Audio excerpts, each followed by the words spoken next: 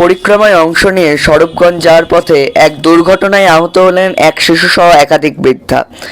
জানা যায়, দুর্ঘটনার পরে পুলিশ আহতদের নবদ্বীপ স্টেট জেনারেল হাসপাতালে ভর্তি করে। উল্লেখ্য, সামনেই দোল, সেই উপলক্ষে নবদ্বীপের বিভিন্ন প্রান্তে চলছে নগর পরিক্রমা। সেরকমই আজ নবদ্বীপের কেশবজি গৌড়ীয় মঠের পরিক্রমা স্বরূপগঞ্জ যাওয়ার পথে ফেরিঘাটে এক মর্মান্তিক দুর্ঘটনায় পদপিষ্ট হয়ে আহত হন শিশু, মহিলা সহ একাধিক ব্যক্তি। জানা গিয়েছে, আহতদের নাম যথাক্রমে পবন মণ্ডল বয়স 10, সেবা মণ্ডল বয়স 53, লক্ষ্মী হালদার বয়স 66, সুষমা মণ্ডল বয়স 70, পারুল চন্দ্র মণ্ডল বয়স 55। আহত প্রত্যেকেরই বাড়ি দক্ষিণ 24 পরগনা জেলায়।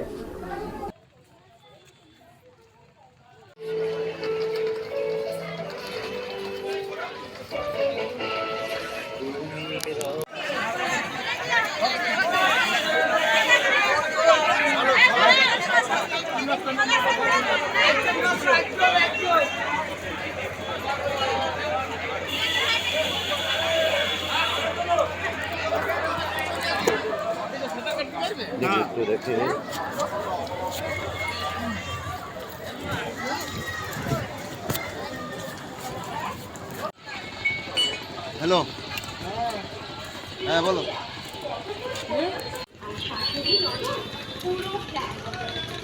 তোমার নাম কি? দাঁড়াও দাঁড়াও দাঁড়াও একটু দাঁড়াও। তোমার নাম? তপন হালদার। কি করো তুমি? ঘাটে কিসে কাজ করো? জেটিতে কাজ। কি হয়েছিল সকালবেলায়? কিছুই হয়নি, বৃষ্টি তো, পরিক্রমা নেমেছে, নেমে একসঙ্গে সব চাপ পড়ে গেছে, দিয়ে রেলিংটা ভেঙে পড়ে গেছে একজন, তার উপর দিয়ে কজন গেছে? 10-15 জন পড়েছে, নিয়ে গিয়েছে হসপিটালে নিয়ে গেছে। এই জেটিটা নিচু হয়ে গেছে কেন? জল কমে গেছে বলে? জল কমে গেছে বলে। আচ্ছা, এমনি জেটি টেটি ক্ষতি হয়নি তো? না, এমনি কি নাম বললো বাবা তোমার? তপন হালদার। তো কেশবজির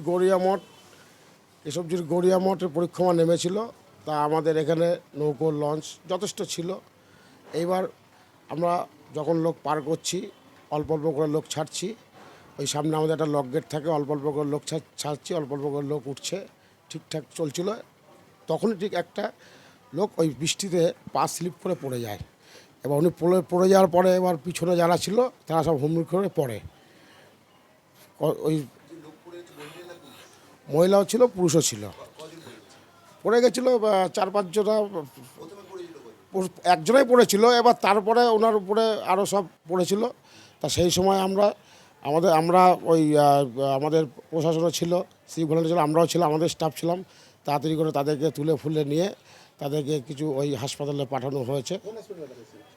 প্রতাপনগরে পাঠানো হয়েছে, আর একটা স্বরূপগঞ্জ মহেশগঞ্জে পাঠানো হয়েছে। তারপরে আমরা সেই আবার পাঠানোর পরে আবার আস্তে আস্তে আমরা লোকগুলোকে, বাকি যারা ছিল পরিক্রমার লোক, তাদেরকে আবার সুস্থভাবে পারাপার করেছি। পরিক্রমা কেশবজির থেকে মায়াপুরে। ওরা তো কালকে আমাদের বলেছে 2000, কিন্তু লোক ছিল ওদের 5-6 হাজারের উপরে। 2000 বলেছে, 5-6 হাজারের উপরে লোক ছিল। বৃষ্টিতে ওই পাটা স্লিপ করে যায়। ওই যে যেখান দিয়ে নামছে বৃষ্টির জল পড়ে, ওই রাস্তাটা স্লিপ হওয়াতে একজোড়া স্লিপ হয়ে পড়ে যায়।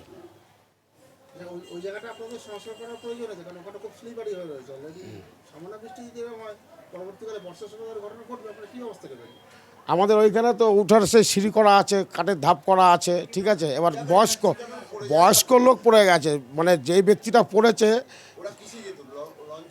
আমাদের লঞ্চ নৌকো সবটাই যাচ্ছে। হ্যাঁ, আমাদের যখন আমাদের কাছে 5 জনের খবর আছে। আমার নাম গৌতম মিদ্যা।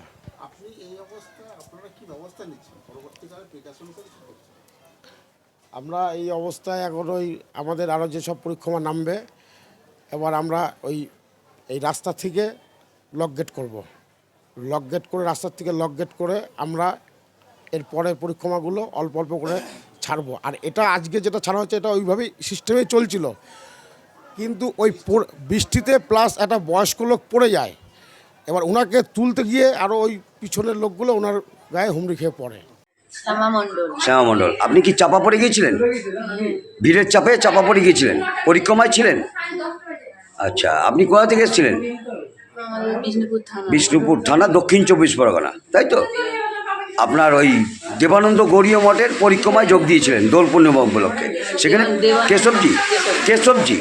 কেশবজি মঠের, তাই তো? পরিক্রমা চাপা পড়ে গেছেন জেটিতে মানুষের নিচে। এখন কেমন আছেন? এখন ভালো নেই। ভালো নেই, হাত লেগেছে, বুকে লেগেছে? বুকে লেগেছে। আচ্ছা আচ্ছা, কিভাবে হলো? পড়ে গেছিল। ওই জেটিতে হ্যাঁ। নৌকা পার হচ্ছিলেন? ও বাবা, ওই সব পার হয়ে ওপারে। মানে আপনারা পরিক্রমায় ছিলেন? হ্যাঁ। বড়ালঘাট পার হয়ে স্বরূপগঞ্জ, ও বাবা। তখনই ওই পড়ে গিয়ে সব ভিড়ে পদপিষ্ট হয়েছেন, নিজের সব গাড়ি গাড়ি উপর প্রচুর লোক গায়ের উপরে পড়েছে? 10 জনের এরকম হয়ে গেছে। আচ্ছা, আপনার নাম কি? আমার নাম তারারানী হালদার। বাড়ি কোথায়? বাড়ি বকচার থানা, অঞ্চল বাগালিয়া। দক্ষিণ 24 পরগনা হ্যাঁ। জেলা। হ্যাঁ।